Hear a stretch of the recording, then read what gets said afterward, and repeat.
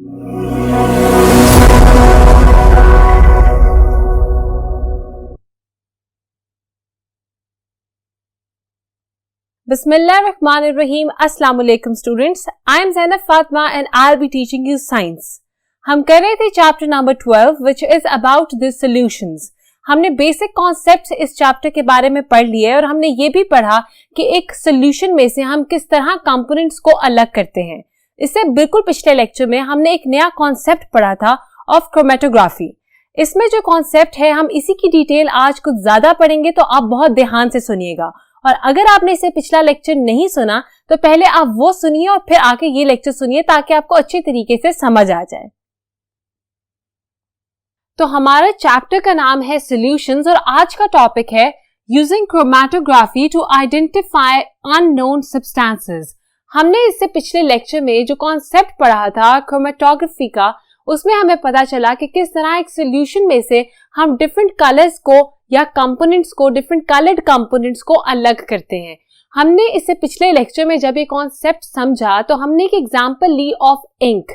हमने black ink की example ली थी और एक्सपेरिमेंट किया था ब्लैक इंक के ऊपर और फिर हमने उसके कंपोनेंट्स को अलग कर दिया. जब हमने ब्लैक इंक के कंपोनेंट्स देखे तो हमारे पास 3 डिफरेंट कलर्स आए थे. यहाँ पे तो हमें पता ही नहीं है कि हमारा जो कंपोनेंट है या हमारा जो मिक्सचर है X वो है क्या.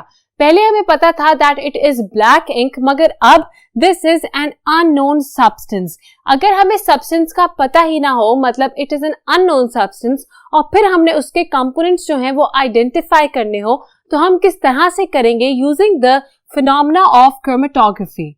हम देखते हैं कि ये किस तरह से होगा. सबसे पहले देखते हैं स्टेप 1 को.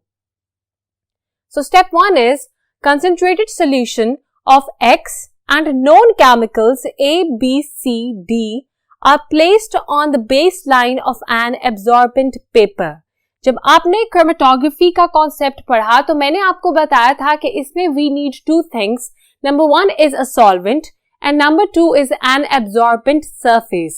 हमने एब्जॉर्बेंट सरफेस ऐसा सरफेस कहा था जो कि हमारे सॉल्वेंट को या सॉल्यूशन या इन सब सब्सटेंसेस को अच्छी तरीके से एब्जॉर्ब कर ले. पिछले एक्सपेरिमेंट में हमने फिल्टर पेपर को एज एन एब्जॉर्बेंट सरफेस लिया था.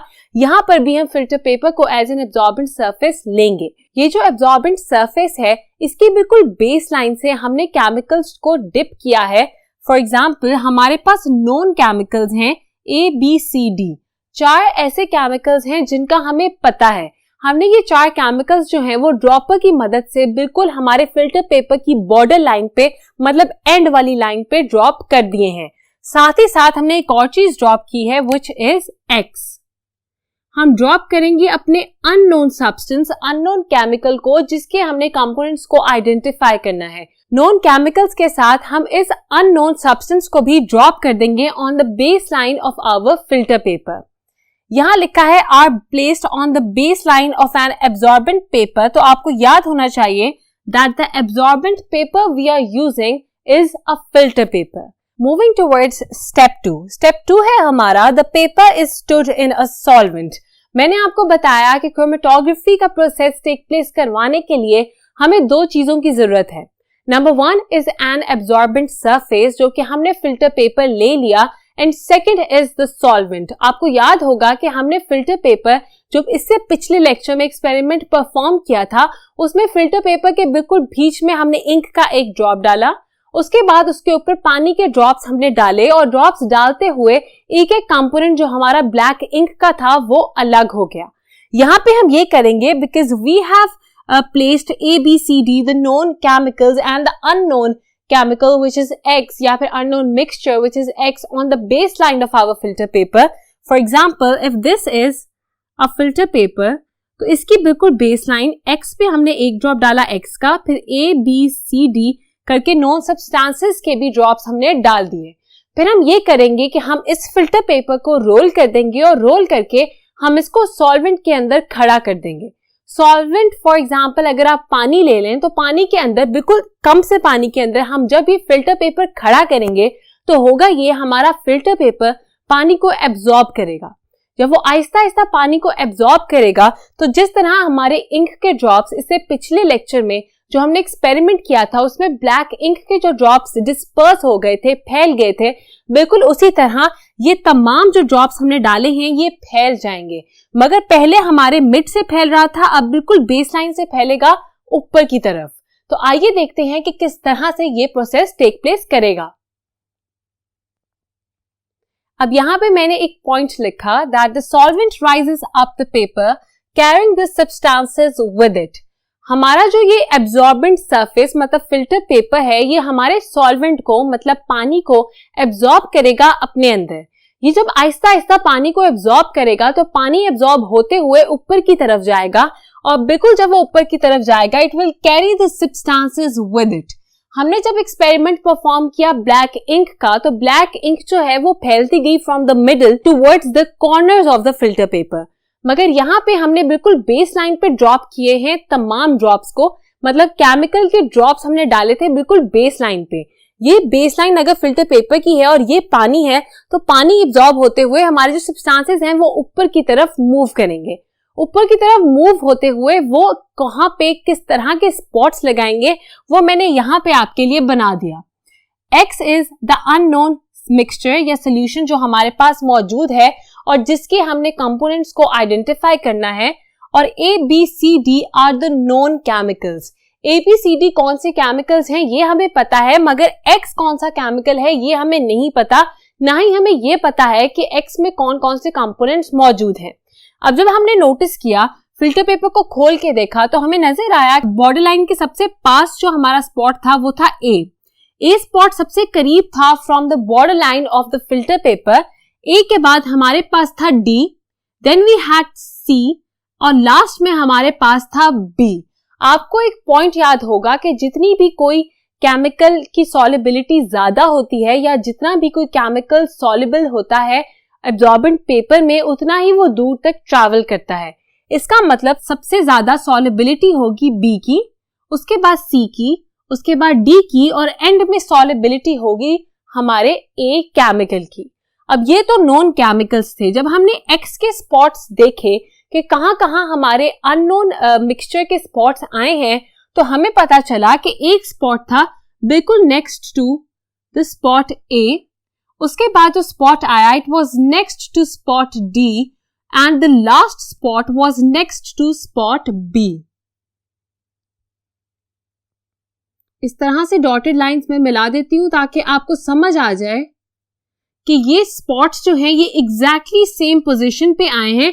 तब हमें पता चला कि हमारा जो अननोन मिक्सचर है एक्स, उसके जो कंपोनेंट्स हैं वो आइडेंटिफाई हो गए हमारे नोन कंपोनेंट्स के साथ या नोन केमिकल्स के साथ जब हमने रिजल्ट्स को कंपेयर किया। इसका मतलब कि एक्स मिक्सचर में हमारे पास ए केमिकल है, हमारे पास डी केमिकल है और हमारे पास बी केमिकल है। हमने कंपोनेंट्स आइडेंटिफाई कर लिए हैं जबकि हमें नहीं पता था कि ये मिक्सचर किस चीज का है। फॉर एग्जाम्पल, मैं आपको एग्जाम्पल देती हूँ इससे पिछले एक्सपेरिमेंट की। हमने एक्सपेरिमेंट किया था to identify the components of black ink. Black ink के जब हमने कंपोनेंट्स को आइडेंटिफाई किया, हमें पता चला कि उसमें ब्लू, रेड और येलो कलर जो थे वो हमारे पास आए। अगर हम कहें कि हमारा जो एक्स अननोन मिक्सचर है वो ब्लैक इंक है, तो आप कह सकते हैं कि ए कैन बी येलो। हमारे पास येलो कलर से हमने कंपेयर किया तो हमें पता चला कि इसमें येलो कंपोनेंट है। देन वी हैड डी जो हम कह सकते हैं ब्लू है, एंड बी हम कह सकते हैं कि रेड था। इसका मतलब 3 कंपोनेंट्स आइडेंटिफाई करके हमें तब भी पता चल जाएगा कि ये ब्लैक इंक है, because if we combine these 3 colours we get the colour black. इसी तरह हमने इस अननोन मिक्सचर को आइडेंटिफाई कर लिया बाय आइडेंटिफाइंग इट्स कंपोनेंट्स। तो मुझे उम्मीद है कि आपको समझ आ गई होगी कॉन्सेप्ट की। लास्ट में जो हमारा स्टेप है हम वो भी एक दफा पढ़ लेते हैं। Step 3 is X has separated into 3 spots। जैसा मैंने आपको बताया, जो हमारा X केमिकल था, ये सब्सटेंस मिक्सचर था अननोन, वो हमारा यहाँ डिवाइड हो गया है into 3 कंपोनेंट्स या 3 स्पॉट्स, 1, 2 एंड 3।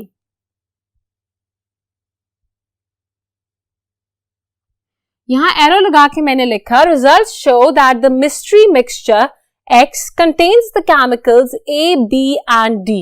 इसमें A केमिकल है, D केमिकल है और B केमिकल है, but does not contain the chemical C। C chemical नहीं है। वो हमें कैसे पता चला जब हमने स्पॉट्स को कंपेयर किया with the spots of known chemicals, तब हमें पता चला कि हमारा जो मिस्ट्री मिक्सचर, अननोन मिक्सचर था X, उसके अंदर हमारा केमिकल C मौजूद नहीं है, जबकि बाकी 3 केमिकल्स A, B और D उसमें मौजूद हैं। तो अभी हमने पढ़ा द प्रोसेस ऑफ क्रोमेटोग्राफी कि हमने किस तरह से एक अननोन मिक्सचर के कंपोनेंट्स को आइडेंटिफाई करना है बाय दिस एक्सपेरिमेंट। एंड में मैं इसको कंक्लूड करूंगी। पहले मैं आपको एक और बहुत इंपॉर्टेंट पॉइंट बता दूं। यहाँ पे एक बहुत इंपॉर्टेंट पॉइंट लिखा है, the process is called the ascending paper chromatography. ये जो प्रोसेस है पूरा, इसको हम नाम देते हैं असेंडिंग पेपर क्रोमेटोग्राफी का। क्रोमेटोग्राफी क्या होती है आपको पता है। पेपर हम इसको इसीलिए कहते हैं because we are using filter paper in this process. इसके बाद जो लास्ट वर्ड है असेंडिंग, ये इसको इसीलिए कहा जाता है बिकॉज वी हैव 2 डायरेक्शंस। अगर कोई चीज बढ़ रही है ऊपर की तरफ, we call it the ascending direction. अगर वो चीज कम हो रही है और नीचे की तरफ जा रही है तो हम कहेंगे दैट इट इज डिसेंडिंग। अब क्योंकि आपने देखा कि जब हमने फिल्टर पेपर को सॉल्वेंट के अंदर रखा तो पानी नीचे से एब्जॉर्ब हुआ और ऊपर की तरफ सब्सटेंसेस को कैरी करता हुआ चला गया। क्योंकि नीचे से ऊपर की तरफ जा रहा है, इट इज लीडिंग अपवर्ड्स, इसीलिए हम इसको नाम देते हैं असेंडिंग पेपर क्रोमेटोग्राफी का। अब आपको पूरा एक्सपेरिमेंट भी समझ आ गया और ये भी पता चल गया कि हम इसको क्या कहते हैं। We call it the ascending paper chromatography. Last में मैंने लिखा है गैस लिक्विड क्रोमेटोग्राफी। अब क्रोमेटोग्राफी सिर्फ एक ही तरह की नहीं होती। जरूरी नहीं है कि हमें पेपर ही यूज करना पड़े और हम सिर्फ एक लिक्विड केमिकल या मिक्सचर के कंपोनेंट्स को आइडेंटिफाई करें। एक और तरह की भी क्रोमेटोग्राफी होती है जो कि यहाँ मैंने लिखी gas liquid chromatography. Separating compounds that can be vaporized without decomposition। ये जो गैस लिक्विड क्रोमेटोग्राफी है, ये होती है ऐसे केमिकल्स के साथ जिनको जब वेपराइज किया जाए, मतलब जब वेपर्स में from a liquid state to a gaseous state convert किया जाए तो वो डिकम्पोज ना हो और इजीली वेपर्स में कन्वर्ट हो जाए। For example, we can use this process to separate the ingredients of a perfume, which is quite interesting। हम परफ्यूम के इंग्रेडिएंट्स को आइडेंटिफाई करने के लिए या सेपरेट करने के लिए गैस लिक्विड क्रोमेटोग्राफी का प्रोसेस यूज कर सकते हैं। तो आज हमने जो प्रोसेस पढ़ा, it was an explanation to the process जो हमने इससे पिछले लेक्चर में पढ़ा था। इससे पिछले लेक्चर में हमने पढ़ा कि क्रोमेटोग्राफी क्या होता है।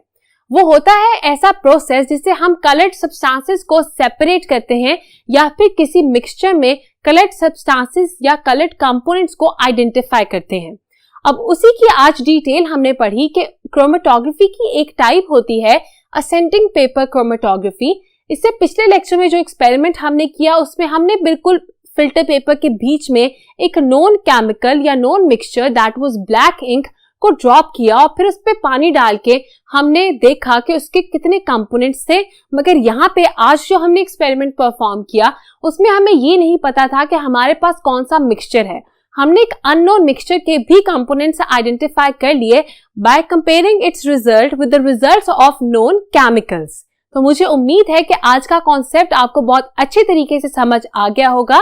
तो मिलते हैं नेक्स्ट लेक्चर में विद अनदर इंटरेस्टिंग कॉन्सेप्ट। तब तक के लिए अपना बहुत ख्याल रखिएगा। खुदा हाफिज।